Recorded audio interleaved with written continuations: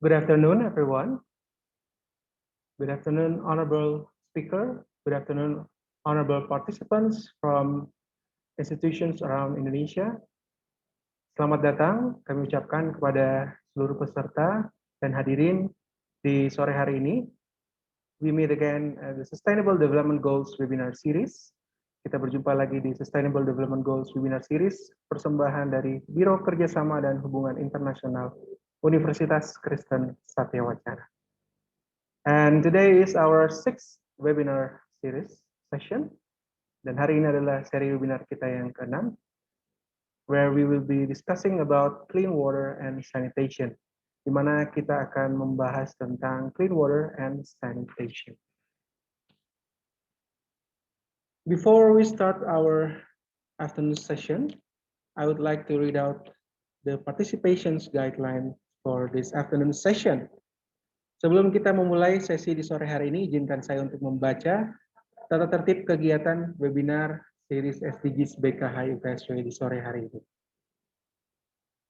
Number 1, all participants' microphone is turned off upon entry to this Zoom room.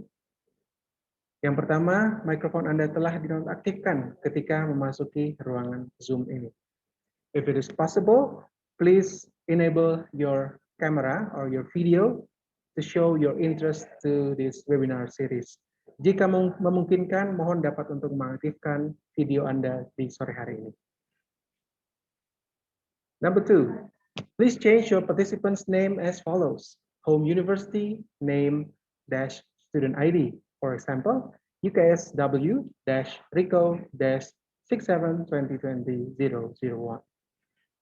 Yang kedua, mohon untuk mengganti nama peserta Anda dengan format universitas asal, spasi nama depan, dan spasi NIM.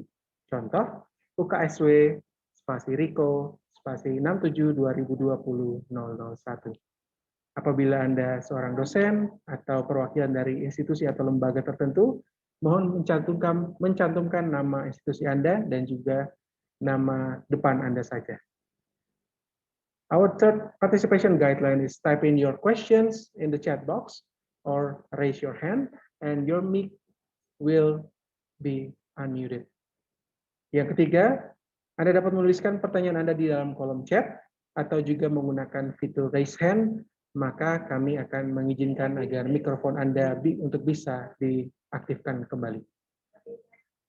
And last but not least, the evaluation form is to be announced towards the end of this session. Yang terakhir, formulir absensi dan evaluasi akan kami umumkan menjelang akhir dari sesi di sore hari ini. That's our participants guideline for this afternoon session. And now without further ado, this is our 6th SDGs webinar series presented by BKH UKSW. Ini adalah narasumber ke-6 pada webinar SDGs BKH UKSW dengan tema Clean Water and Sanitation, Ensure Availability and Sustainable Management of Water and Sanitation for All. With the speaker, Dr. Widi Handayani, MSc, a lecturer from the Faculty of Interdisciplinary Studies at Universitas Kristen Satya Wacana. Ini adalah seri ke-6 dari webinar SDGs series BKH UKSW, di mana di sore hari ini kita akan membahas tentang clean water and sanitation, ensure availability and sustainable management of water and sanitation for all. Di mana pembicara kita adalah Dr. Widi Handayani, MSc, seorang dosen dari Fakultas Interdisiplin Universitas Kristen Satya Wacana. Dr. Widi, now the screen is yours. Dipersilakan. Thank you. Thank you very much. I would like to thank BKHI for giving me opportunity to share what I have learned about water and sanitation. And I made my presentation in Bahasa, so I will present in Bahasa as well. And I ask permission to switch off my video because I think my signal in my place is not very good. So I ask your understanding for this. Thank you very much.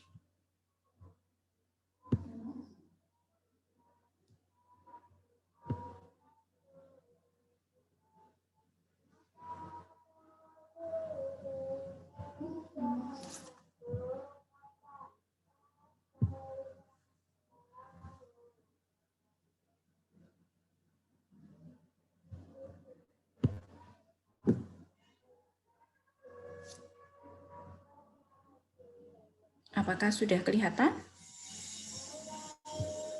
Sudah, Bu. Belum full screen mungkin. Oh ya, sebentar.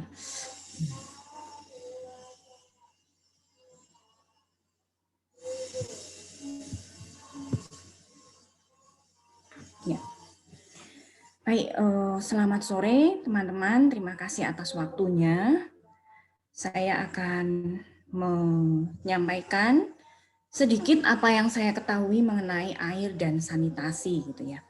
Jadi sebenarnya kalau saya sendiri tidak fokus ke air bersihnya begitu, tetapi lebih ke air kotor. Tapi nanti kita bisa diskusi sambil jalan. Oke. Ya, ini outline untuk sore ini. Jadi apa yang akan saya sampaikan? Yang pertama, mengapa air gitu ya dalam SDGs itu, mengapa air itu dimasukkan gitu.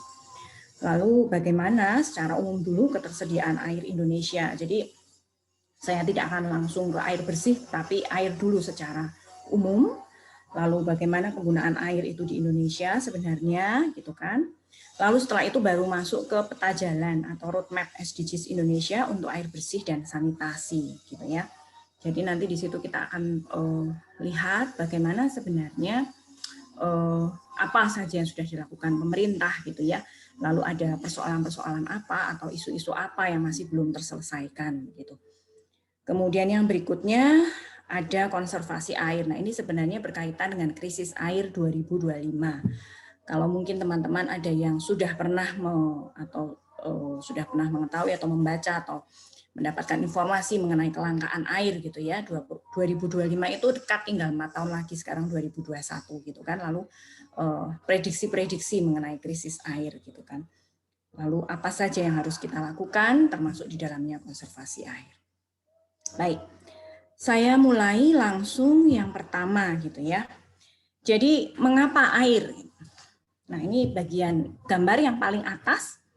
Gambar yang paling atas itu adalah yang biasa kita lakukan dan selama pandemi harus selalu rutin dilakukan, yaitu mencuci tangan kan begitu ya. Jadi mengapa air gitu?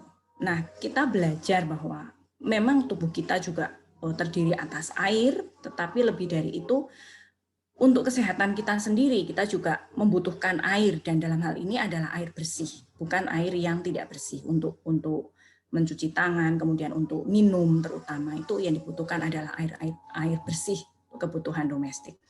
Kemudian yang lain di bawah itu ada gambar sawah gitu ya. Nah, untuk apa air gitu kan? Tadi saya sampaikan bahwa saya tidak akan hanya menyampaikan mengenai air bersih dan sanitasi karena itu sangat berkaitan dengan aktivitas domestik. Tetapi sebetulnya air juga dibutuhkan dalam aktivitas manusia yang lain gitu. Seperti ini produksi pangan. Ya. Ketika kita membutuhkan pangan dan produksi pangan itu membutuhkan air. Nanti kita akan tahu juga sebetulnya mana yang lebih banyak, air untuk kebutuhan domestik kita atau air untuk produksi pangan gitu. Berikutnya, gambar yang bawah sebelah kiri itu air juga digunakan untuk aktivitas yang lain, yaitu aktivitas industri gitu ya. Misalnya dalam produksi batik atau tekstil gitu ya. Nah, air juga dibutuhkan untuk itu, dan biasanya yang dibutuhkan untuk industri ini juga adalah air yang bersih gitu. Dan yang paling atas yang ada gambar ikan, bahwa air itu juga dibutuhkan untuk ecosystem services atau layanan ekosistem. Jadi kita itu kan bukan manusia saja ya yang hidup di planet ini gitu ya. Ada makhluk hidup yang lain juga yang mereka juga membutuhkan air dalam kondisi yang bersih juga sebenarnya gitu. Supaya mereka juga bisa tetap hidup, dan keberadaan mereka itu juga kita butuhkan gitu kan ya. Keberadaan mereka, makhluk hidup yang lain ini kan juga kita butuhkan. Oke, jadi di situ kita belajar mengenai air. Tetapi satu yang mungkin ya, yang mungkin perlu saya tekankan, mengapa juga mengenai air gitu ya. Kemarin Anda pada pertemuan-pertemuan sebelumnya Anda mungkin sudah belajar mengenai pangan. Pangan juga penting, tapi mengapa air juga penting kan gitu ya. Kalau ini saya bandingkan dengan pangan ya. Kalau misalnya katakanlah kita mengalami kesulitan untuk mendapatkan apa, misalnya selama ini kita makan nasi gitu ya. Tetapi kita masih bisa menggantikan nasi dengan yang lainnya.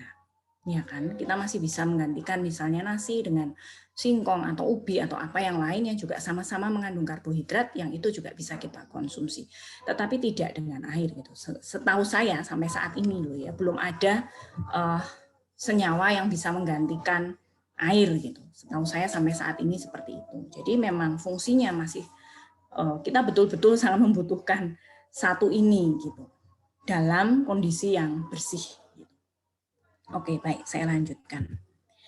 Nah, secara umum di Indonesia, Indonesia itu merupakan negara dengan potensi air keempat yang terbesar setelah Brasil, Rusia, dan Amerika Serikat. Berapa ketersediaan air total di Indonesia? Itu 2.838 kilometer kubik ya per tahun. Dengan ketersediaan air permukaan itu adalah air yang berada di atas tanah ya, jadi seperti sungai, danau gitu, itu air termasuk air permukaan. 2.793 km kubik per tahun. Dan ketersediaan air tanah 455 km kubik per tahun, itu menurut FAO ya. Nah, data terbaru yang diteliti hasil dari penelitian Radika tahun 2017 itu menunjukkan bahwa ketersediaan air permukaan Indonesia itu 2.783 km kubik per tahun. Jadi hampir sama ya dengan yang dari FAO itu. Cuma selisih berapa itu? 10 km kubik per tahun. Tetapi data dari Asian Development Bank itu ketersediaan air tanah Indonesia yang dapat diekstraksi. Jadi kalau tadi di atas saya menyebutkan 455 km kubik per tahun itu belum tentu bisa diekstraksi semua kan gitu ya. Karena air tanah itu kan terdapat di dalam tanah, tidak selalu mungkin ada di antara batu-batuan. Jadi tidak semuanya bisa diakses, dalam arti kata tidak semuanya bisa diambil atau diekstraksi. Nah, yang bisa diekstraksi itu kurang lebih 155,137 juta meter kubik per tahun. Itu lebih sedikit. Kalau tadi yang di atas itu 455 km kubik, yang di bawah ini hanya juta meter kubik. Berarti kan lebih sedikit. Nah, kemudian di Indonesia sendiri air tanah itu seperti ini komposisinya ya. Kalau kita lihat yang paling banyak itu di Papua. Kemudian ada Sumatera, Jawa Madura itu sedikit, lalu yang paling banyak berikutnya adalah Kalimantan gitu ya. Kemudian yang lainnya sedikit gitu. Jadi ketersediaan air tanah di Indonesia seperti ini. Kalau kita lihat kan nggak merata ya. Jadi tidak kalau ini kan pakai grafik bar gitu kan, kelihatan bahwa ada wilayah, ada pulau yang sangat banyak seperti di Papua, tetapi ada juga daerah Bali, Nusa Tenggara Barat itu sedikit sekali gitu kan ketersediaan air tanahnya. Nah, ini yang kemudian menimbulkan kelangkaan air juga secara geografis memang ya, karena itu memang secara geografis seperti itu. Kemudian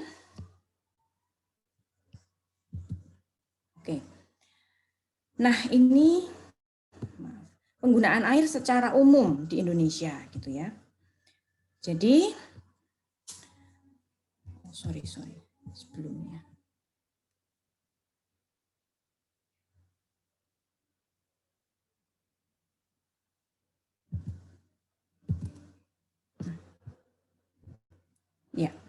Ya, ini kok nggak keluar persentasenya. Ya, jadi komposisi penggunaan air itu kan sebenarnya dibagi 3 ya. Jadi ada untuk pertanian, agrikultur, kemudian ada untuk industri, lalu ada untuk aktivitas domestik. Nah, yang biru ini, potongan yang biru itu adalah untuk agrikultur atau pertanian. Kurang lebih memakan 70% dari keseluruhan air. Ya. Jadi pertanian itu menggunakan air sangat banyak. Sekitar 70%. Kalau ini menurut data dari UN Water. Kemudian yang berikutnya untuk aktivitas industri itu sekitar 22%. Ya. Dan yang untuk aktivitas domestik ya kita sendiri begitu, untuk aktivitas sehari-hari gitu itu 8%. Jadi memang kebutuhan untuk air bersih dan sanitasi itu adalah yang paling kecil sebenarnya kalau dilihat dari potongan kue ini ya. Yang paling banyak itu adalah untuk produksi pangan, sekitar 70%. Nah, secara umum di Indonesia gitu ya, kalau kita lihat ini seperti ini. Jadi pertanian sendiri di Indonesia itu memakan kurang lebih 3.500 miliar meter kubik per tahun. Kemudian peternakan 459 juta meter kubik per tahun, perikanan 2.351 juta, industri sekian juta, energi 2.825 juta, lalu air minum dan sanitasi itu sekitar 16,26 juta. Itu saya hitung perkiraan kasar dari jumlah penduduk Indonesia sekitar 270 juta, saya kalikan dengan standar ya, standar air yang kita konsumsi per kapita itu 60 liter per orang per hari. Saya kalikan, dapatnya segitu 16,26 juta meter kubik per tahun. Nah, data-data yang lain, pertanian, peternakan, dan seterusnya sampai dengan energi, itu saya ambil dari Asian Development Bank tahun 2016. Kemudian, ya, nah ini peta jalan Indonesia untuk air bersih dan sanitasi. Jadi pemerintah itu melalui berdasarkan Sustainable Development Goals yang ke-6 terkait dengan air bersih dan sanitasi itu sudah menyusun target. Ya, target yang pertama adalah meningkatkan akses rumah tangga terhadap air minum secara layak hingga 100% pada 2030.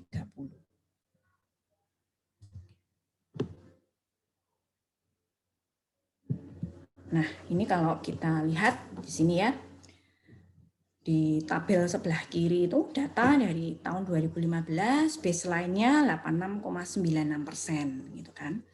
Jadi datanya berapa banyak yang sudah bisa mengakses air minum secara layak pada tahun 2015 itu 86,96% penduduk. Artinya masih ada sisa 100 dikurangi persentase itu yang belum kan gitu ya. Lalu pada tahun 2018, 87,75% penduduk itu sudah mengakses air minum secara layak, baik dari perpipaan ya, maupun non-perpipaan. Non-perpipaan itu misalnya ya dari sumber air, gitu, kemudian misalnya dari sumur, gitu ya. Tapi kalau dari perpipaan itu memang dari infrastruktur yang disediakan oleh pemerintah dari PDAM. Kemudian tahun 2019 meningkat lagi 89,71. Lalu target 2024 itu mencapai 99,54%, sehingga nanti diharapkan tahun 2030 kita sudah 100% penduduk Indonesia semuanya, rumah tangga ya, dapat mengakses air minum secara layak. Pada 2000, meskipun demikian ya, akses terhadap sumber air minum secara aman itu hanya 6,8%. Gitu. Jadi ada perbedaan antara secara layak dengan secara aman itu memang berbeda. Lalu pada 2024 seperti itu, akses sumber air minum secara aman itu ditargetkan menjadi 15% dan 43,15% pada 2030. Nah, kemudian akses terhadap air perpipaan itu juga ditargetkan mencapai 30,54% pada 2024 dan 53,94% pada 2030. Ini data-data saya ambil dari Bappenas. Itu target pemerintah terkait dengan air bersih ya, air bersih. Kemudian yang kedua, target sanitasi. Nah, ini juga pada tahun 2018, ini mulai dari tahun 2015 juga 67,95%, lalu 2018 itu hanya 7,42 yang sudah mengakses sanitasi aman. Nah, pada 2030 akses ke sanitasi aman ditargetkan mencapai 53,71. Nah, kemudian seterusnya pada tabel yang sebelah kiri itu dari 67,95 diharapkan bisa naik ke 77,83 dan seterusnya sehingga 2030 itu bisa mencapai 100%. Nah, pada tahun 2021 akses sanitasi mencapai 81% dengan 30.636 desa berstatus open defecation free atau bebas buang air besar sembarangan. Jadi Indonesia itu masih masuk ke dalam negara dengan tingkat BABS atau buang air besar sembarangan itu yang cukup tinggi gitu ya. Nah, dari survei yang dilakukan oleh Kementerian Kesehatan diperoleh hasil seperti itu. Jadi tahun 2021 ini sudah ada 30.000 sekian desa yang bebas buang air sembarangan. Tetapi dari total 287 juta jiwa masih ada sekitar 30 juta sekian yang BABS. Nah, nanti akan kita lihat gitu ya. Saya tidak menunjukkan semua wilayah, tetapi hanya 4 daerah yang yang dalam tahun lalu kami sempat belajar sama-sama di sana gitu. Bahkan di daerah perkotaan pun masih ada BABS gitu ya. Nah, dari 34 provinsi, baru 1 provinsi yang sudah sepenuhnya bebas BABS, yaitu daerah istimewa Yogyakarta. Jadi Jawa Tengah itu belum sepenuhnya bebas BABS ya. Ada 1 provinsi ya, tentu saja di setiap provinsi pasti ada kabupaten-kabupaten yang sudah yang sudah bebas BABS, kabupaten atau kota yang sudah bebas BABS. Tetapi dari 34 itu yang sepenuhnya sudah bebas BABS hanya DIY. Kemudian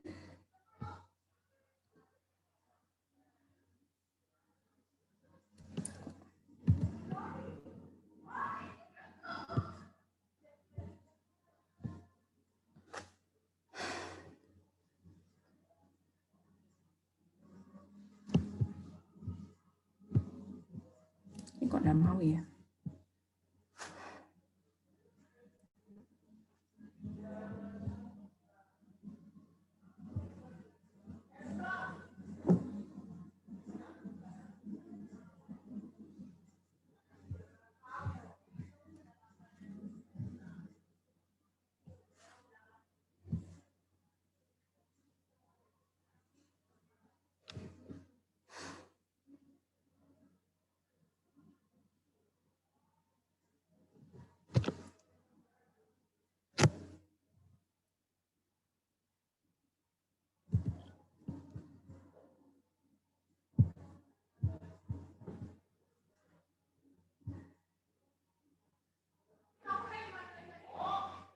Mas Rian, apakah saya boleh izin stop share sebentar ya? Kelihatannya ada yang... Baik Bu, silakan Bu. Sebentar ya. Ya. Sebentar.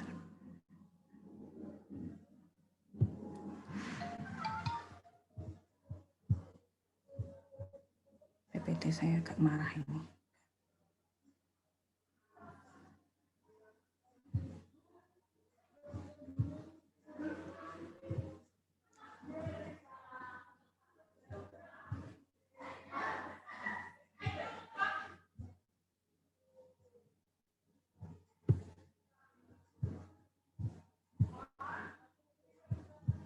Oke, bentar. Saya akan buka lagi.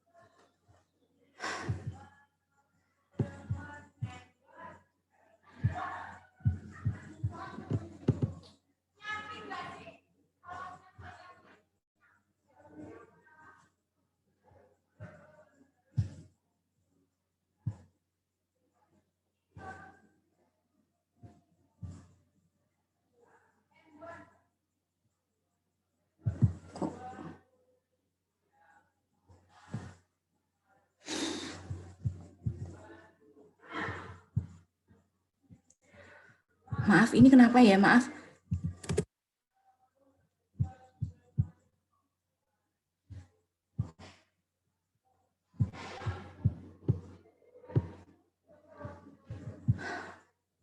Bentar.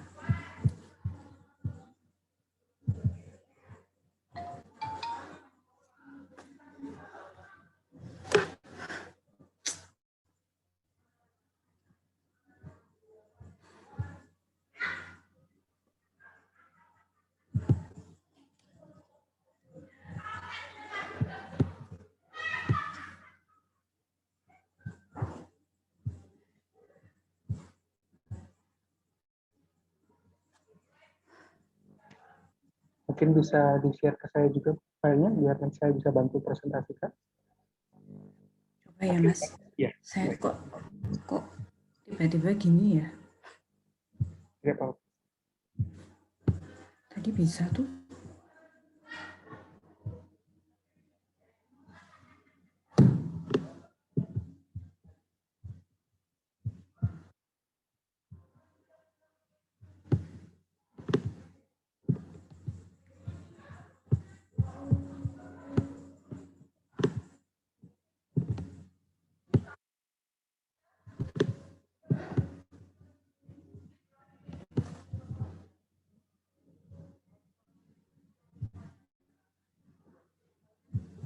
Tak cobanya.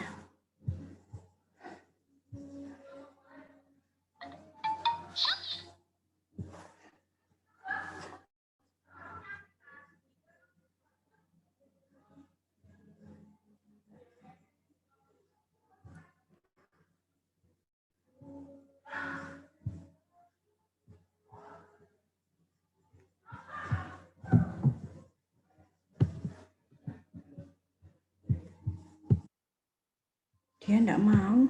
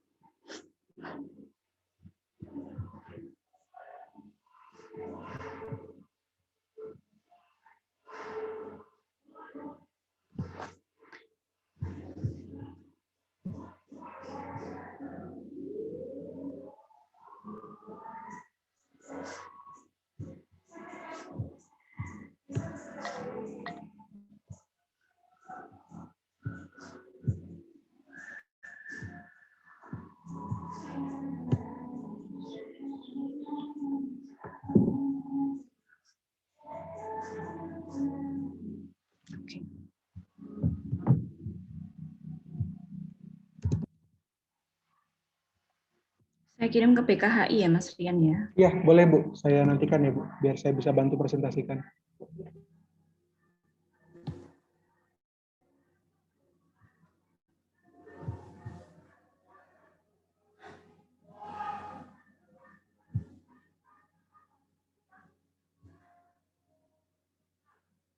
Tapi kok ini nggak mau?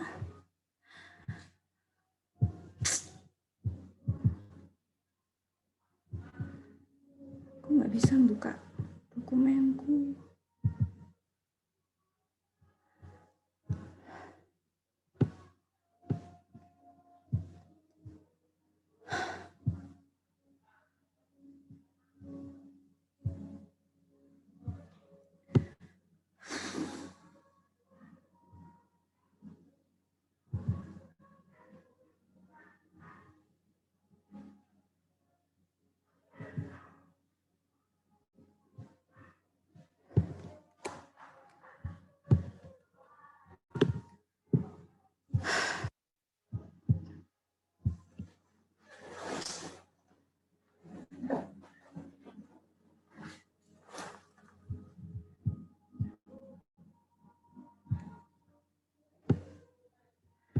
Sebentar.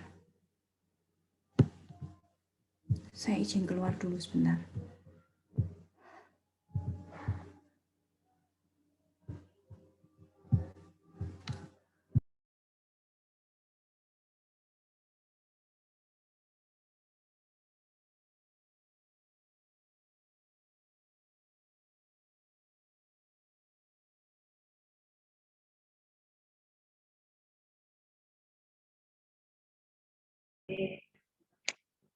Baik, Bapak Ibu, mohon maaf, ini ada gangguan teknis sejenak dari Dr. Widi Handayani. Mohon diberikan waktu sejenak agar beliau dapat kembali bergabung di ruangan Zoom ini. Untuk materi presentasi kami belum dikirimkan tadi, jadi mohon maaf kami juga belum bisa backup untuk menampilkan presentasi beliau. Kami berharap beberapa saat lagi beliau dapat kembali bergabung di ruangan Zoom ini. Untuk itu kami mohon maaf yang sebesar-besarnya atas ketidaknyamanan ini. Mohon tidak meninggalkan ruangan Zoom ini terlebih dahulu. Kami masih menantikan beberapa saat hingga Bu Widi kembali bergabung. Terima kasih.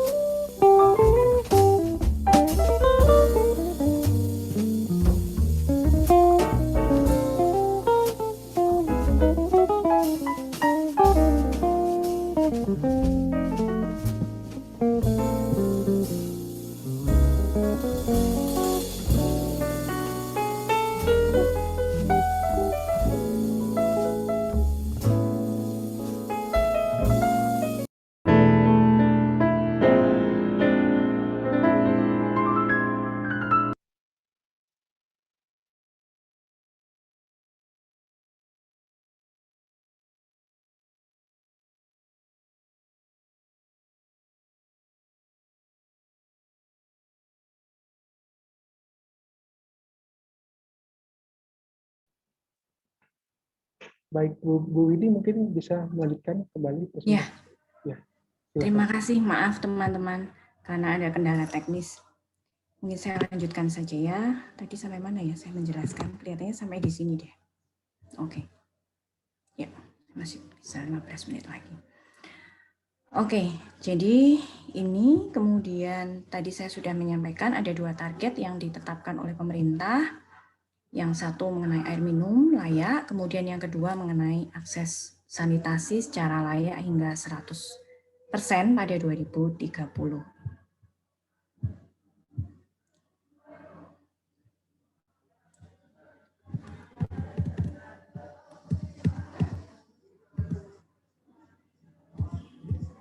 Oke.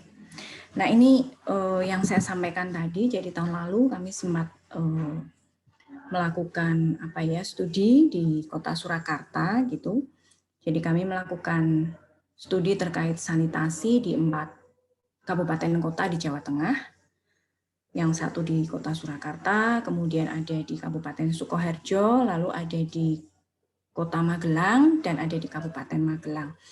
Nah, di Kota Surakarta seperti ini gitu. Jadi JSP itu jamban sehat permanen ya. Ini kita bicara mengenai jamban sanitasi terkait dengan jamban gitu. Jadi sudah banyak di Kota Surakarta yang dapat mengakses jamban sehat secara permanen. Ini berarti mereka sudah memiliki jamban sehat secara permanen, tetapi masih banyak yang mengakses jamban sharing. Jamban sharing itu berarti jamban bersama gitu ya. Jadi mungkin karena kondisi wilayah yang sempit, lahannya sempit gitu ya, sehingga tidak semua orang mereka bisa membuat jamban sendiri di rumah, lalu mereka kemudian sharing, berbagi barengan gitu, semacam itu. Nah, kemudian di Kabupaten Magelang itu seperti ini. Ya, kalau kita lihat kan akses jamban sehat permanennya juga sudah tinggi, tetapi ada juga yang masih semi permanen, lalu masih ada sharing, ya, tetapi sudah tidak ada BAPS. Jadi di Surakarta juga nggak ada BAPS, kemudian di mana namanya di Magelang Kabupaten juga sudah tidak ada yang BAPS gitu, atau buang air besar sembarangan. Lalu di Sukoharjo juga demikian. Nah, ini lebih tinggi lagi ya. Jadi yang akses jamban sehat yang permanen sangat tinggi, yang sharing dan semi permanen sangat rendah gitu. Di ketiga wilayah ini sudah seperti itu. Tetapi kalau kita lihat di Kota Magelang, ya, tadi saya sampaikan bahkan di perkotaan pun masih ada BAPS. Nah, ini salah satu contohnya adalah di Kota Magelang kan gitu ya. Jadi kalau dilihat di akses jamban sehat permanennya ini ada di 3 kecamatan kan, ada Magelang Utara, Magelang Tengah, dan Magelang Selatan gitu. Jadi yang jamban sehat permanen memang paling tinggi, tetapi masih ada yang semi permanen, lalu masih ada yang sharing, dan masih ada yang BAPS meskipun meskipun sedikit gitu ya, tetapi tetap masih ada. Gitu. Nah, jadi ini persoalan-persoalan terkait sanitasi yang memang perlu diselesaikan di Indonesia gitu. Nah, memang sanitasi kan memang tidak terlepas dari dari air bersih ya. Nah, persoalan yang lain adalah krisis air 2025. Nah, menurut UN Water 2007, itu diperkirakan 1,8 miliar penduduk dunia akan mengalami krisis air pada tahun 2025. Itu tinggal sebentar lagi gitu ya. Nah, faktor-faktor yang menyebabkan ini adalah misalnya pertambahan populasi penduduk. Jadi, dengan semakin bertambahnya penduduk, kebutuhan pangan meningkat. Ya, kebutuhan pemukiman meningkat, kebutuhan air juga meningkat. Tetapi karena tadi saya sudah sampaikan, kita itu kan air itu kan digunakan juga untuk produksi pangan, kan gitu ya. Air juga digunakan untuk produksi pangan. Sehingga memang kebutuhan air, kalau kebutuhan pangan meningkat ya pasti kebutuhan air untuk produksi pangan juga akan naik gitu. Nah, sementara dengan bertambahnya penduduk itu sendiri, kita butuh lahan kan ya, kita butuh tempat tinggal kan gitu. Sehingga pasti akan ada wilayah-wilayah atau daerah-daerah yang dia dialih gunakan. Mula-mula misalnya untuk daerah pertanian, kemudian dialih gunakan jadi pemukiman. Atau misalnya hutan gitu ya, kemudian dialih gunakan fungsinya. Sehingga daerah tangkapan air juga menjadi lebih berkurang begitu. Kemudian yang kedua perubahan iklim ya, kita sendiri kan sudah tahu ya, maksudnya secara umum kita tahu bahwa ada masalah terkait dengan perubahan iklim sehingga curah hujan juga menjadi tidak musim menjadi tidak menentu, curah hujan juga di beberapa daerah menjadi kekeringan, lalu daerah yang lain kebanjiran kan begitu. Lalu ada kerusakan lingkungan. Nah, tadi saya sampaikan dengan bertambahnya penduduk semakin banyak juga aktivitas secara ekonomi, kalau itu tidak diimbangi dengan pengelolaan lingkungan yang baik, maka akan terjadi lebih banyak kerusakan, misalnya seperti polusi, pencemaran begitu, yang akan menyebabkan menurunnya kualitas air, gitu ya. Sehingga air meskipun banyak, tapi kalau itu kemudian tercemar tidak bisa lagi kita konsumsi. Lalu ada ketidakmerataan distribusi air secara geografis. Nah ini tadi ya, jadi ada keberadaan air secara geografis tadi saya sudah sampaikan di bagian depan tadi, berbeda-beda soalnya antara satu wilayah dengan yang lain gitu kan. Nah, saya memberikan contoh kasus ya, contoh kasus yang saya pelajari terkait dengan batik, karena selama ini saya melakukan penelitian penggunaan air pada industri batik. Nah, studi saya itu saya lakukan untuk mengetahui sebenarnya berapa banyak sih air yang digunakan untuk produksi batik oleh IKM, industri kecil menengah gitu ya, bukan industri yang besar tapi yang kecil menengah. Berapa banyak air yang digunakan gitu ya, berapa banyak air, itu saja pertanyaannya. Nah, dalam studi ini kalau saya menggunakan pendekatan water footprint atau jejak air, saya itu harus menghitung itu bukan hanya prosesnya saja, tetapi mulai dari bagaimana kain, karena batik itu kan biasanya dalam bentuk kain ya, kain batik gitu kan. Bagaimana berapa banyak air untuk mengolah kapas menjadi kain, mengingat kain itu kan dibuat dari kapas. Nah, berapa banyak air juga yang digunakan untuk membudidayakan kapas. Nah, untuk yang proses pembuatan memang saya menghitung secara langsung, melakukan observasi, datanya data primer. Tetapi kalau budidaya kapas dan pengolahan kapas itu saya menggunakan data-data sekunder. Jadi memang karena untuk melakukan perhitungan sendiri itu butuh waktu yang sangat panjang kan gitu ya.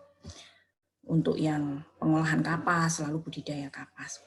Nah, jadi yang saya lakukan itu sebetulnya mengamati ya proses. Jadi kayak gimana sih pembuatan batik, lalu saya mengukur berapa volume air yang digunakan. Dalam setiap tahap ini, mulai dari kainnya direndam, sampai diwarnai, sampai kemudian dicuci, dan seterusnya. Itu saya hitung berapa volume airnya, saya ukur, saya hitung. Nah, kemudian hasilnya kan seperti ini. Jadi ada beberapa komponen ya dalam perhitungan jejak air itu, penggunaan air itu. Yang satu itu adalah air yang digunakan secara langsung. Jadi saya buka keran, lalu saya tampung, lalu saya berapa banyak air yang saya gunakan, itu yang BWF yang atas. Tetapi saya juga melakukan pengukuran untuk air limbah gitu. Nah, karena biasanya pada IKM batik itu limbahnya tidak diolah, nah saya coba gitu. Saya coba ukur berapa sih sebetulnya kandungan pencemar itu yang ada di dalam air limbah tersebut. Lalu kalau pencemarnya segitu, saya butuh air bersih berapa banyak untuk mengencerkan gitu. Jadi kalau kita punya air kotor ya teman-teman, itu kan bisa kita tambahin air bersih toh, nanti sampai dia kemudian menjadi encer gitu. Nah ternyata kalau kita lihat di dua lokasi UKM itu kan lebih banyak pada semuanya itu polanya sama gitu. Yang air yang saya langsung gunakan itu sedikit gitu. Tetapi yang paling banyak itu adalah yang air dipakai untuk mengencerkan yang kotor itu tadi gitu. Sehingga kemudian dalam konteks ini sebenarnya ini adalah pemborosan, karena kalau misalnya kita punya air kotor lalu kita harus kasih air bersih supaya dia kembali menjadi bersih. Nah, ini kan namanya sebetulnya pemborosan gitu. Air bersih itu ya harusnya dipakai bukan untuk mengencerkan air yang sudah nggak bersih lagi gitu kan. Nah, itu hasil dari studi yang kami kerjakan sama-sama. Nah, kemudian kami kan juga ingin tahu gitu ya. Jadi sebetulnya kalau produksi batik itu kenapa kok bisa antara satu IKM dengan IKM yang lain tuh kok lain-lain gitu ya. Tadi kalau kita lihat di slide sebelumnya itu kan kelihatan ya yang bagian bawah ini. Total penggunaan airnya tuh yang UKM 1 550,71 liter loh ya. Liter satu potong. Jadi satu potong kain itu dia membutuhkan air sekitar 550 liter. Lalu yang kedua, UKM kedua itu butuh 151 liter untuk satu potong kain batik ukuran sekitar 2 meter. Nah, mungkin teman-teman kaget ya, kok sampai sebegitunya gitu ya. Tapi memang iya, batik itu termasuk tekstil, termasuk batik di dalamnya itu termasuk salah satu industri yang banyak minum air gitu. Nah, kemudian kita ingin tahu faktor apa sih sebetulnya mengaruhi mereka penggunaan air dalam produksi batik. Sehingga kita kemudian bikin 2 diskusi secara terpisah. Yang satu kita bikin diskusi sama pengrajin batik gitu kan ya, kita tanya sama mereka gitu, Bapak atau Ibu kenapa sih kok produksi batik pakai airnya segitu gitu, sebetulnya apa sih faktor yang mempengaruhi gitu ya. Nah dari mereka sendiri para pengrajin mereka sih menyampaikan, jadi kalau semakin besar skala produksinya maka pasti akan banyak juga air yang dibutuhkan gitu kan. Tetapi sebetulnya nggak begitu gitu ya. Kalau kita lihat tabel ini, nah ini hasil penelitian orang lain, saya menggunakannya sebagai data sekunder gitu. Kalau kita lihat kan seperti itu. Jadi di Pekalongan, di Yogyakarta, dan di Solo itu kan ada banyak sekali, ada berapa diambil 16 IKM. Lalu ini outputnya berapa potong yang mereka hasilkan, lalu konsumsi airnya berapa. Nah kalau saya hitung dibagi gitu ya, ini kelihatan gitu bahwa yang di sini itu mereka pakainya bisa 5,44 liter per potong, tapi ada juga yang sampai 235 liter per potong gitu kan. Jadi ya kalau menurut saya ini bukan masalah skala produksi gitu loh.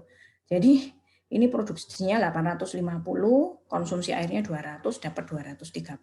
Nah yang ini 4.000, ini 15.000, 3,75 jadinya kan gitu. Jadi ini sebetulnya bukan masalah produksi saja, bukan berapa banyak produksi, tetapi ada yang lain gitu kan. Kemudian yang kedua, pendapat dari para pengrajin kalau pakai pewarna alam, mungkin teman-teman juga sudah tahu ya, banyak batik yang saat ini kita pakai pewarna-pewarna alami gitu ya.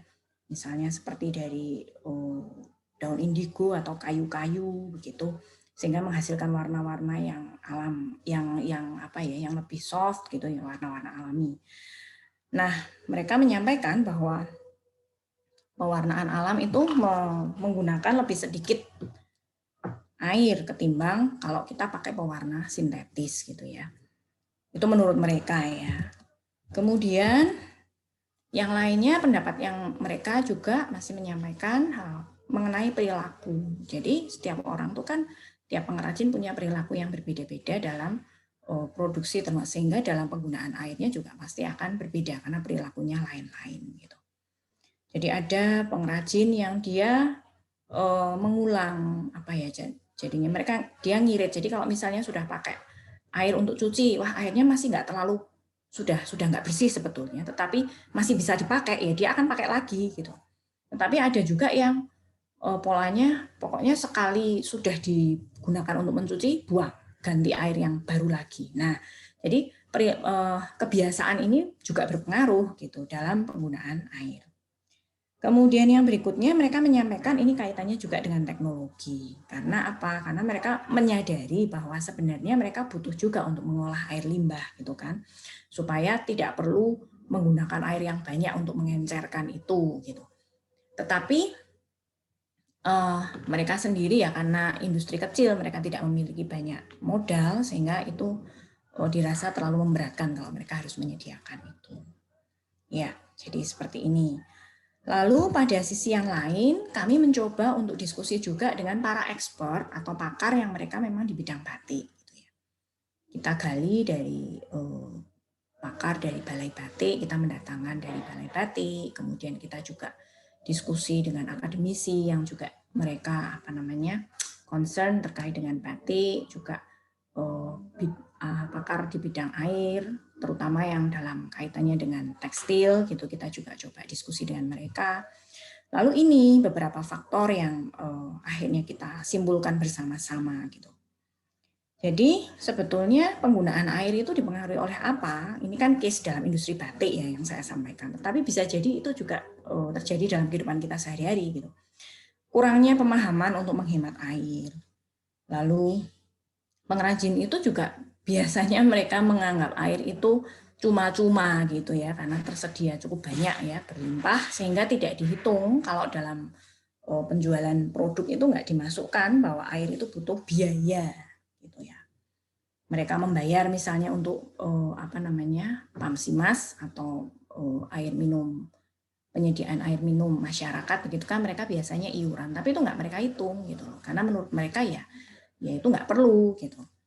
Kemudian pengrajin juga masih suka menggunakan air secara berlebih-lebihan. Tuh, jadi di sini kita melihat bahwa ada masalah kurangnya pemahaman, masalah edukasi kan begitu ya. Kemudian yang kedua, tidak adanya SOP atau standar operasional prosedur. Jadi kalau pada industri yang besar itu biasanya ada SOP dan itu, tapi kalau di IKM tidak ada ya, mereka semuanya memiliki style yang berbeda dalam produksi kan gitu ya, sehingga memang kemudian perilakunya tadi menjadi berbeda-beda. Lalu mereka juga tidak pernah mengukur penggunaan airnya sendiri, berapa banyak mereka pakai air dalam 1 bulan gitu ya. Ini industri rumah tangga gitu kan, mereka nggak pernah mengukur berapa banyak saya pakai air untuk produksi, itu mereka nggak pernah pakai, nggak pernah melakukan pengukuran. Kemudian yang berikutnya, pengrajin juga belum mendapatkan sosialisasi mengenai sertifikasi Green Batik. Jadi ada sebenarnya dari Balai Batik mereka menyediakan sertifikasi untuk batik yang sudah ramah lingkungan itu menjadi green batik gitu. Tetapi sepertinya di wilayah tempat saya belajar bersama mereka ini mereka belum ada yang tahu mengenai sertifikasi green batik gitu ya. Padahal kalau nanti sudah disertifikasi itu akan menjadi brand dan mereka akan mendapatkan berbagai keuntungan karena bisa mendapatkan green batik tersebut. Kemudian menurut para pakar memang pengrajin membutuhkan teknologi di bidang air, gitu, baik untuk limbah maupun teknologi yang lain yang untuk membantu mereka sehingga mereka lebih bisa menghemat air. Nah, jadi ini adalah beberapa hal. Ini saya ambil contoh kasus sebetulnya mengapa kita menggunakan air dalam jumlah yang banyak, begitu kan? Nah, yang pertama bisa karena perilaku. Tapi perilaku itu juga karena kita memang belum paham atau belum mengerti bahwa sebenarnya air itu jumlahnya semakin lama, dan bukan hanya jumlahnya ya, air bersih ya, jumlahnya semakin lama semakin berkurang, dan bahwa dalam waktu yang akan datang kemungkinan untuk terjadinya kelangkaan air itu semakin besar, itu belum diketahui. Sehingga mereka kemudian perlu mendapatkan edukasi untuk perubahan perilaku. Dari sini nanti bisa meningkatkan efisiensi penggunaan air, lalu juga dibutuhkan adanya teknologi. Lalu konservasi-konservasi yang lain, itu yang saya ketahui sudah cukup banyak dilakukan, terutama di daerah perkotaan. Itu adalah memanen air hujan. Ini sebetulnya bukan baru ya, tapi sudah lama.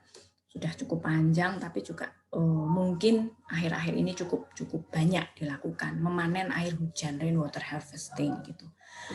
Memang air hujan tidak akan kita gunakan untuk minum gitu ya, tetapi artinya untuk kebutuhan-kebutuhan yang lain, misalnya seperti menyiram bunga, atau kalau untuk para pengrajin ya mereka bisa gunakan itu untuk mencuci, sehingga air sumur, misalnya mereka pakai sumur, itu bisa mereka gunakan untuk masak dan minum, itu mereka bisa menggunakan air sumur. Sementara untuk mencuci mereka bisa menggunakan air hujan. Dengan demikian kita lebih bisa menghemat air. Oke, mungkin itu dari saya. Oke, jam 4 masih ada waktu. Terima kasih. Ya, silahkan saya kembalikan pada Pak Rian. Baik, terima kasih kami ucapkan untuk presentasi dari Bu Dr. Widi. Sekarang kita akan lanjut ke sesi tanya jawab. We have now arrived at the question and answer session. If you have questions, do not hesitate to use the raise hand button that is located in the reactions button, and then choose raise hand. Anda bisa menggunakan fitur raise hand yang ada di dalam tombol reactions, lalu mengajukan pertanyaan secara live kepada Bu Widi, ataupun Anda bisa menuliskan pertanyaan Anda lewat kolom chat, dan bisa langsung ditanyakan pertanyaannya. Mari Bapak Ibu, saudara-saudari, kalian, hadirin sekalian yang mengikuti Sustainable Development Goals Webinar Series di sore hari ini, kami mengundang untuk mengajukan pertanyaan terkait clean water and sanitation.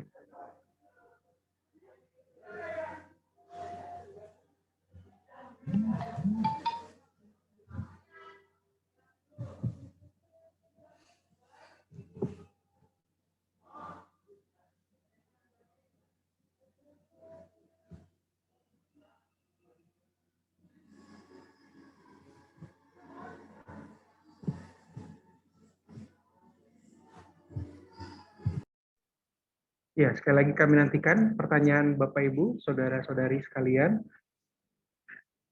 Presentasinya telah usai dan kita masuk pada sesi tanya jawab. Apabila ada pertanyaan terkait air bersih dan sanitasi, kiranya dapat mengajukannya dengan menuliskannya langsung di dalam kolom chat ataupun menanyakannya langsung kepada Bu Widi dengan mengklik tombol reactions, lalu klik tombol raise hand. Silahkan raise hand, nanti kami akan berikan kesempatan untuk bisa di-unmute mikrofonnya, sehingga Bapak Ibu Saudara-saudari bisa mengajukan pertanyaan langsung kepada Bu Widi. Ya, dipersilakan.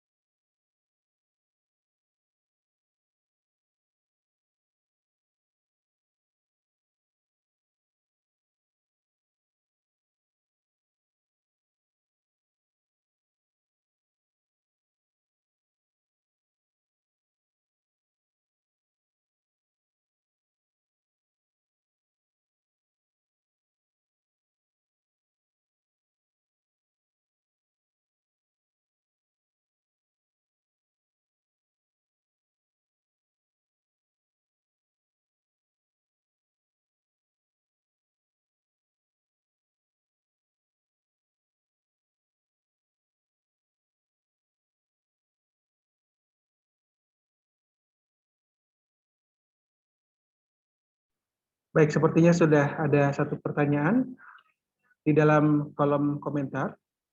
Ini pertanyaan pertama dari Ibu Deborah ya, Kepala BKH IPSW. Selamat sore Bu Widi, terima kasih untuk sharingnya. Saya ingin bertanya terkait pandemi COVID, di mana kebutuhan air bersih tentunya meningkat.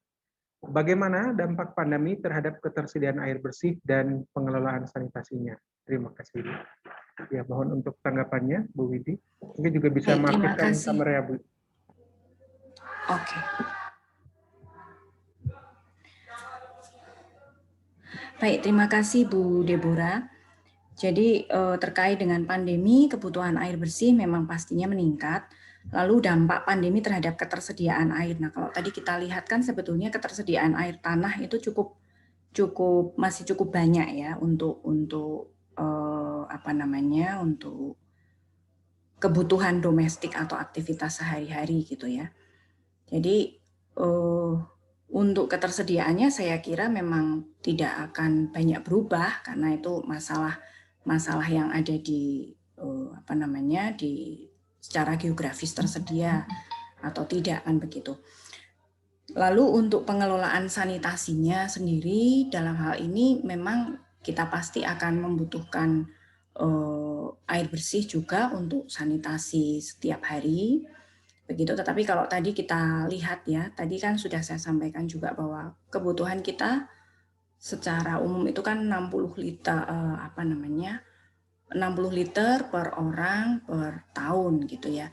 Nah, itu masih tercover sih sebenarnya dengan adanya, meskipun itu ada pandemi gitu ya, tapi masih tercover dengan meskipun meningkat tetapi dia masih tercover. Karena tadi kita lihat bahwa ketersediaan air tanah itu sekitar 155 ribu sekian juta meter kubik, sementara kebutuhan kita hanya 16, sekian juta meter kubik. Demikian Ibu, terima kasih. Baik, terima kasih untuk tanggapannya Bu Widi. Dari Ibu Deborah mungkin ada tanggapan lanjutan Bu? Ya, terima kasih Mas Ryan. Terima kasih Bu Widi untuk sharingnya dan penjelasannya juga. Menarik sekali Bu, kalau kita bicara masalah air gitu ya. Apalagi sekarang ini kan kita sudah masuk di musim kemarau nih, mau masuk musim kemarau ya. Mungkin pertanyaan lanjutan aja ya Bu, karena saya kurius dengan hal ini. Kalau musim kemarau kan mungkin cadangan airnya tidak sebanyak ketika musim hujan, walaupun mungkin yang diperoleh dari musim hujan itu masih bisa digunakan untuk cadangan di musim kemarau. Nah, kira-kira menurut Ibu adakah saran kita semua ini bisa melakukan apa sebagai pribadi untuk ikut ambil bagian dalam support ketersediaan air dan air bersih dan juga sanitasi yang baik gitu ya, khususnya selama masa pandemi, karena kalau ini nggak dikerjakan bersama-sama kan juga akan repot ya Bu ya. Mungkin Ibu ada usulan atau saran gitu ya, apa yang bisa kita semua lakukan sebagai pribadi untuk ambil bagian dalam SDGs number 6 ini. Terima kasih Ibu. Terima kasih Bu Deborah.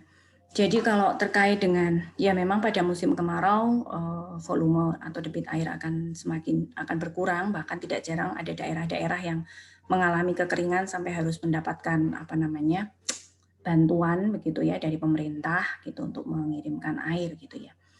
Nah, terkait dengan pertanyaan Bu Deborah tadi, apa yang bisa kita lakukan untuk mensupport supaya SDGs terkait dengan SDG supaya kita juga bisa membantu pemerintah dalam penyediaan air.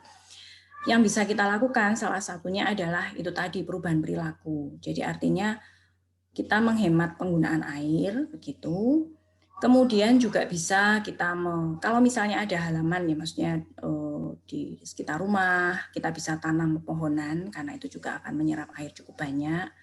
Lalu juga kita bisa membuat biopori. Itu yang praktis ya seperti itu. Kemudian juga pada musim hujan ketika tiba musim hujan kita bisa tadi pemanenan air hujan gitu.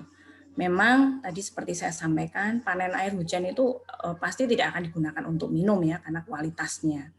Akan tetapi kita bisa menggunakannya untuk kebutuhan-kebutuhan yang lain, misalnya mencuci pakaian gitu mungkin masih nggak apa-apa dengan air hujan itu. Karena pengalaman saya juga selama ini saya di rumah pakai sumur gitu. Tapi karena di rumah itu ada banyak tanaman, kami nggak pernah yang namanya musim kemarau itu kekeringan gitu enggak. Jadi kami memang tidak mengandalkan PDAM banget gitu ya. Tidak mengandalkan PDAM banget karena kami tahu bahwa tetangga-tetangga di sekitar kami mungkin mereka malah lebih membutuhkan PDAM gitu daripada kami gitu. Sehingga kami banyak menggunakan air dari sumur dan sejauh ini kami bersyukur karena kami tidak pernah kekurangan air, meskipun jatuh pada musim kemarau. Begitu. Mungkin begitu Ibu, terima kasih. Baik, terima kasih untuk tanggapannya dari Bu Widi dan juga untuk pertanyaan dari Bu Deborah. Kami nantikan pertanyaan lanjutan dari peserta lainnya. Bisa seperti yang saya katakan tadi, mengklik tombol reactions, lalu mengklik tombol raise hand. Nanti kami akan unmute Bapak Ibu Saudara hingga bisa langsung mengajukan pertanyaan kepada Bu Widi, atau juga dapat menuliskannya di dalam kolom chat seperti yang sudah dilakukan oleh Ibu Deborah. Kita masih punya cukup waktu untuk beberapa pertanyaan. Kami mengundang Bapak Ibu Saudara peserta di sore hari ini untuk bisa langsung mengajukan pertanyaan atau juga mungkin bisa masukan terkait sanitasi dan juga air bersih. Tema SDGs kita yang ke-6 di sore hari ini. Mari kami mengundang partisipasi dari Bapak Ibu sekalian. Oh ya, ada pertanyaan dari Pak Yoga ya. Baik, Pak Yoga silakan. Baik, terima kasih Mas Rian. Nah, ini menarik ya karena berkenaan dengan air bersih dan sanitasi. Jadi saya seperti Bu Deborah, saya tertarik. Khususnya begini, Bu Widi.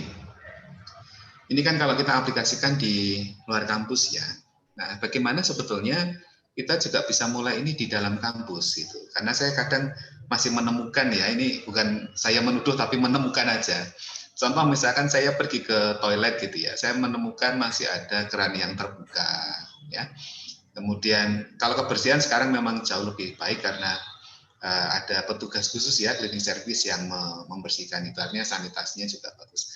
Tapi masalah ketersediaan air ini, kita sebagai warga sivitas akademika, orang yang katanya terdidik, tapi kadang masih mengabaikan ketersediaan air bersih. Nah, menurut Bu Widi, apa yang sebaiknya kita lakukan ya sebagai warga sivitas akademika di dalam memelihara ketersediaan air ini, khususnya mulai dari diri kita di kampus ini. Begitu Bu Widi, terima kasih. Baik, terima kasih Pak Yoga. Jadi tadi ya salah satu penyebab mengapa ya, tadi saya ambil contoh kasus yang terkait IKM batik gitu kan. Kita melihat sebetulnya masalahnya kan jatuh di perilaku ya atau kebiasaan gitu ya. Nah, memang kalau memang kita sudah punya kebiasaan mungkin di rumah memang terbiasa buka keran air begitu sampai berjam-jam lalu tidak ditutup lagi, ya memang itu akan terbawa dimanapun kita berada, ya kita akan punya pola seperti itu kan. Itu masalah perilaku. Nah, untuk itu yang memang perlu dilakukan sama seperti dengan yang pada pengrajin batik, yang perlu dilakukan adalah edukasi gitu.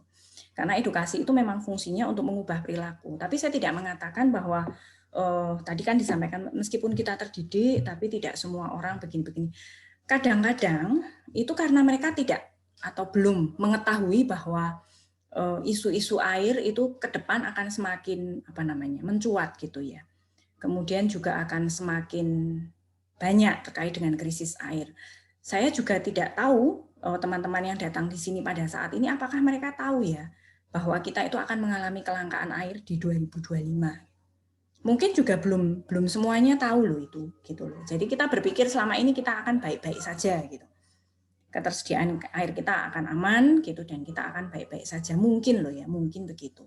Sama halnya dengan yang pengrajin batik itu juga begitu, mereka nggak ngerti karena mereka merasa selama ini ya air cukup gitu ya, jadi nggak ada masalah. Tetapi pada saat saya tanyakan pada mereka, Bapak Ibu yakin bahwa kurang lebih dalam 10 tahun 20 tahun lagi masih akan cukup air ya, mereka ya ragu-ragu mau menjawab yakin gitu, juga ragu-ragu gitu. Nah, jadi kalau apa yang dapat kita lakukan ya tentu saja dengan memberikan edukasi dalam arti kata pemahaman, informasi yang terus menerus begitu ya, informasi sehingga kita jadi tahu bahwa air bersih itu ke depan akan semakin berkurang kalau tidak kita pelihara, tidak kita konservasi, akan semakin berkurang dan kita sendiri pada akhirnya akan terkena dampaknya gitu. Saya kira seperti itu Pak Yoga, Pak Era. Terima kasih. Baik, terima kasih untuk pertanyaan dari Pak Yoga dan juga tanggapan dari Bu Widi. Apakah Pak Yoga ingin menanggapi lagi dari pernyataan ataupun tanggapan dari Bu Widi? Silakan Pak. Oke, makasih Mas Rian. Menarik kalau memang harus merubah perilaku. Itu artinya bahwa supaya atau dikaitkan dengan sustainable development ini ya, berkelanjutan, berarti ada perubahan dalam kelembagaan pula gitu. Nah mungkin ada baiknya ini nanti setelah ini biar ada actionnya gitu ya Mas Rian ya, Bu Deborah mungkin dari DKI bisa memberikan rekomendasi gitu ya ke universitas gitu, artinya bahwa supaya pembicaraan sore ini bisa menjadi nyata. Saya pikir kita bisa mulai dari hal-hal kecil gitu ya, artinya untuk sustainable khususnya di dalam hal air. Begitu saja mungkin respon saya. Terima kasih. Terima kasih. Saya mungkin juga bisa menambahkan ya terkait dengan sanitasi. Ini hal yang sama gitu yang kami jumpai di beberapa kabupaten kota tempat kami ke sana untuk belajar juga gitu ya. Mengenai BABS gitu ya, buang air besar sembarangan. Itu juga bukan masalah karena ketika kami diskusikan juga dengan pihak dari dinas, itu bukan masalah sekedar karena tidak punya jamban sehat loh, itu bukan itu. Memang mungkin masalah perekonomian gitu, sehingga mungkin tidak bisa membeli atau tidak bisa mengadakan jamban sehat di rumahnya, itu termasuk salah satu. Tetapi faktor perilaku itu ternyata juga menentukan, sehingga dari pihak Dinas Kesehatan sendiri mereka tuh juga melakukan yang namanya pemicuan. Pemicuan itu adalah yaitu mengingatkan terus-menerus begitu kepada masyarakat arti penting jamban sehat, supaya tidak mencemari, juga tidak mengganggu kesehatan pada akhirnya. Seperti itu juga dilakukan oleh pemerintah. Nah, pemicuan ini dilakukan secara terus-menerus dengan harapan nanti dengan informasi yang diberikan terus-menerus akhirnya muncul satu kesadaran untuk kemudian oh iya, saya harus menjaga kesehatan, saya harus sedapat mungkin bisa membuat jamban sehat, tidak selalu harus mengandalkan pemerintah, misalnya seperti itu, tidak selalu harus mengandalkan bantuan pemerintah, jadi seperti itu. Terima kasih. Baik, terima kasih untuk tanggapannya, Bu Widi. Kami juga masih mengundang pertanyaan dari Bapak Ibu Saudara peserta webinar SDGs di sore hari ini untuk menanyakan langsung kepada Bu Widi terkait sesi di sore hari ini dengan tema Clean Water and Sanitation. Bapak Ibu Saudara dapat mengajukan pertanyaan dengan menuliskannya di dalam kolom chat atau juga mengklik tombol reactions lalu mengklik raise hand, maka kami akan mengizinkan agar mikrofon Bapak Ibu Saudara dapat segera diaktifkan. Baik, kami masih menantikan beberapa saat untuk 1-2 pertanyaan lanjutan lagi. Silakan Bapak Ibu Saudara.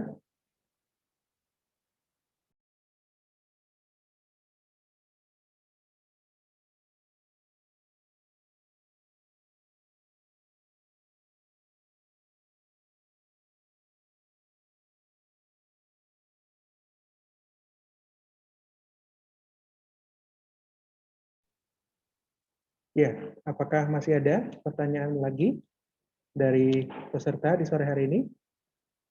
Kami masih menantikan 1 atau 2 lagi pertanyaan mungkin sebelum kita masuk ke akhir dari sesi di sore hari ini.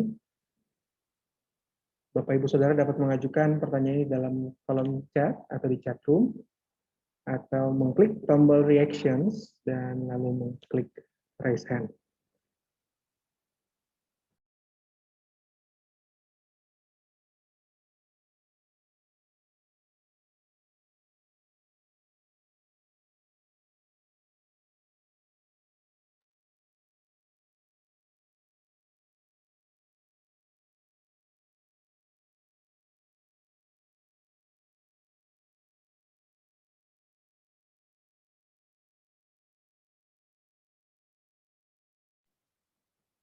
Baik, apakah masih ada Bapak Ibu Saudara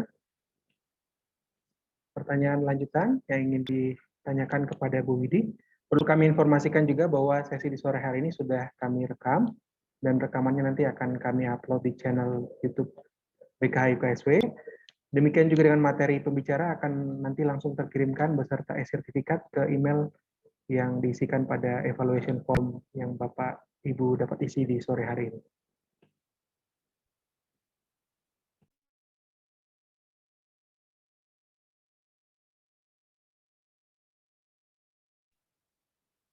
Baik, sepertinya ada chat yang dituliskan oleh Pak Joseph.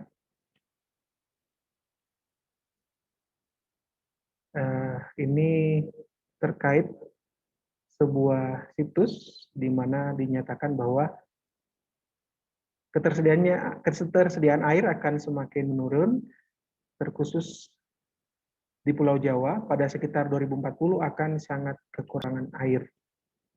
Ya, mungkin Pak Joseph juga ingin bertanya secara langsung kepada Bu Widi, bisa langsung Pak, kami izinkan untuk unmute.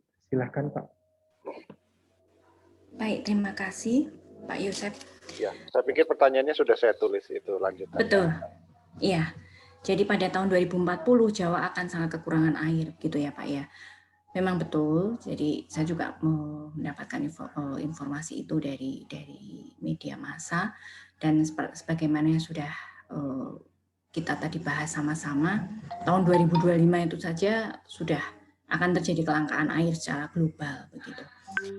Edukasi terhadap masyarakat tidak harus dilakukan secara formal menurut saya ya, tetapi lewat kita sendiri, misalnya melalui RT RW di lingkungan sekitar begitu. Itu bisa bisa dimasukkan ke sana. Kemudian juga aktivitas dari teman-teman LSM, kebetulan di Salatiga saya ada teman-teman yang di LSM yang mereka juga membuat kegiatan-kegiatan yang sifatnya mendorong partisipasi masyarakat begitu. Beberapa waktu yang lalu teman-teman dari TUK itu membuat ekoenzim untuk penjernihan air misalnya seperti itu. Meskipun kita tidak tahu ya, saya sendiri juga tidak tahu apakah betul ketika ekoenzim itu dimasukkan ke sungai, lalu setelah itu sungainya akan jernih dalam beberapa hari misalnya gitu. Tidak, tetapi semangat yang dimasukkan ke situ adalah kita mengajak masyarakat, mereka mengajak masyarakat untuk ikut bareng berpartisipasi sama-sama. Nah, disitulah informasi-informasi ini disampaikan bahwa kita kita perlu memelihara atau melakukan konservasi air karena isu-isu kelangkaan air juga akan semakin mencuat. Nah, dari situ sehingga memang pendekatan kita memang tidak ke rumah-rumah dalam arti seperti itu tidak, tetapi ya dari kita sendiri, masyarakat sekitar, kemudian kita kerja bareng dengan dalam hal ini misalnya ya kalau saya bekerja bareng dengan teman-teman dari TUK begitu, dari LSM yang lain yang kita mengajak masyarakat untuk bisa ikut serta berpartisipasi sehingga nanti dari sana mereka tahu, kemudian mereka akan menyebarkan informasi juga ke orang-orang di sekelilingnya. Mungkin seperti itu, Pak. Terima kasih. Baik, terima kasih untuk tanggapannya. Bu Widi, mungkin Pak Joseph mungkin ada tanggapan lanjutan, Pak. Silakan, Pak. Oke, terima kasih Bu Widi. Jadi ya keterlibatan LSM, di mana juga Ibu berperan ya penting juga. Dan memang terkait air ya, kebersihan air, sanitasi, I think it is related juga dengan adanya mikroplastik ini loh. Saya sempat beberapa hari lalu, cuman saya lupa sumbernya mana, karena plastik itu juga ancaman terhadap ekosistem dunia. Bahkan mikroplastik, ada penelitian terakhir itu sampai di Antartika atau di Arktik, di Kutub Utara saja yang istilahnya jauh dari keramaian manusia, tetapi ada kandungan mikroplastik juga gitu. Sehingga memang bagaimana ini ya untuk bisa mengatasi pencemaran air dari plastik, karena kalau sudah dikonsumsi manusia atau rantai makanan ya, mulai dari ikannya dulu yang makan, kemudian ikan dimakan oleh ikan lebih besar dimakan oleh manusia misalnya, kan itu. Jadi gimana ini, mungkin ada tanggapan terkait mikroplastik dalam air itu, Ibu. Terima kasih. Ya, terima kasih Pak Yosep. Saya mohon maaf sebelumnya karena memang saya tidak menekuni bidang terkait dengan mikroplastik, tidak ya, gitu ya. Lalu kalau itu masuk ke dalam air, lalu akan terbawa, lalu ya memang ada penelitian yang terkait dengan mikroplastik di beberapa di daerah pantai utara Jawa, yang itu ada ikan-ikan yang ada di sana sudah tercemar oleh mikroplastik. Nah, ya ini memang masuknya ke masalah keamanan pangan ya, dan kalau kemarin kita bahas tentang pangan, mungkin di sana juga sudah dibahas ya tentang keamanan pangan gitu. Bagaimana untuk mendeteksi gitu mungkin ya. Tentu saja apalagi dalam situasi ketika bahan itu dijual bebas di pasar, kita kan tidak bisa mendeteksi mana ikan yang aman dari mikroplastik dan mana ikan yang mengandung mikroplastik, sampai itu bisa kita betul-betul menggunakan teknologi yang bisa mendeteksi itu, kan begitu ya. Jadi bagaimana cara untuk mengatasi pencemaran terkait dengan plastik itu sendiri, saya kira sampai sekarang juga kita masih berusaha untuk mencari upaya yang terbaik untuk bisa mengatasi itu. Lalu pada titik yang lain kita sendiri juga berusaha untuk mengurangi penggunaan plastik begitu.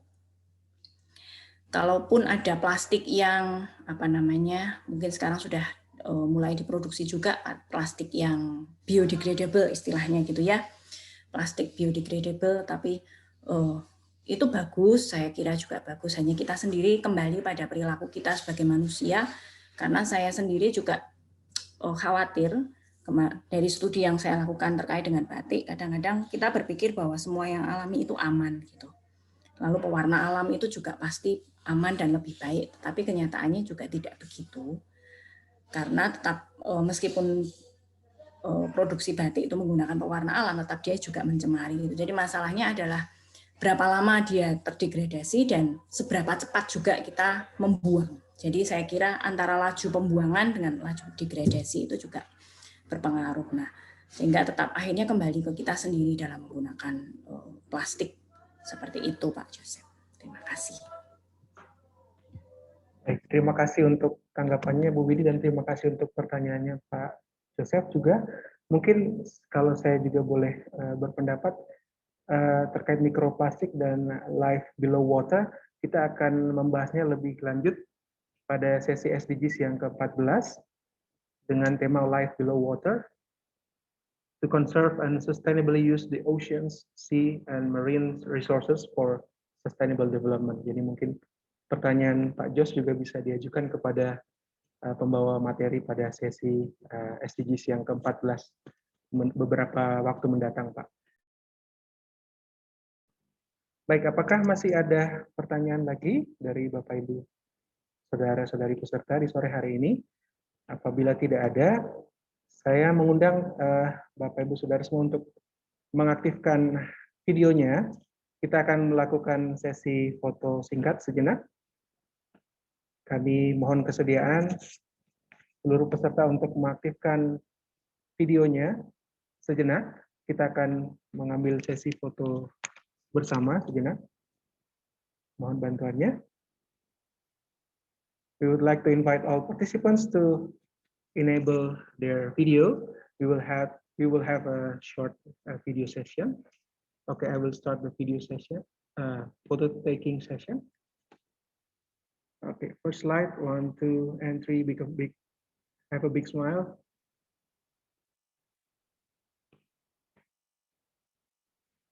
Okay, second slide.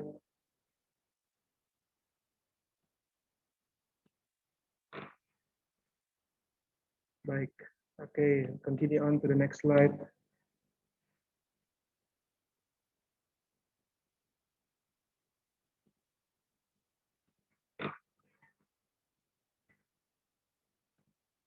Okay, thank you very much for enabling your video. Terima kasih untuk sudah mengaktifkan videonya. Kita sudah melakukan sesi foto singkat. Baik, kita akan melangkah ke sesi yang selanjutnya. Dan sebelumnya kami juga ingin mengucapkan terima kasih sekali lagi kepada Bu Widi telah membawakan sesi di sore hari ini. Dan berikut adalah exit ticket untuk sesi di sore hari ini.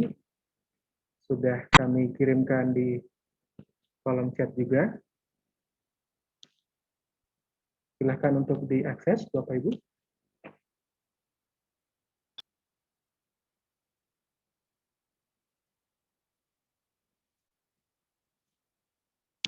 Once again, we would like to appreciate all the participants and also the honorable speaker for this afternoon session. And thank you very much for joining the session this afternoon.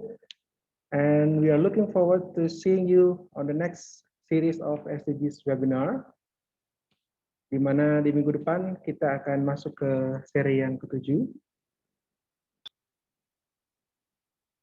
Dan sesi yang minggu depan akan diadakan pada tanggal 7 Mei 2021.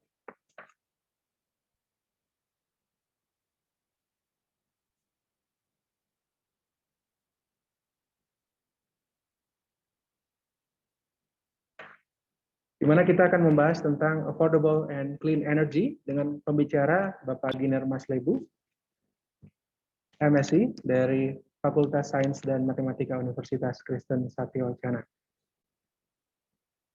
Sampai berjumpa lagi di sesi yang akan datang. Selamat sore dan terima kasih atas partisipasinya di sore hari ini. Thank you. Have a nice weekend. Selamat sore. Terima kasih. Terima kasih, Bu. Terima kasih banyak Bu Widi.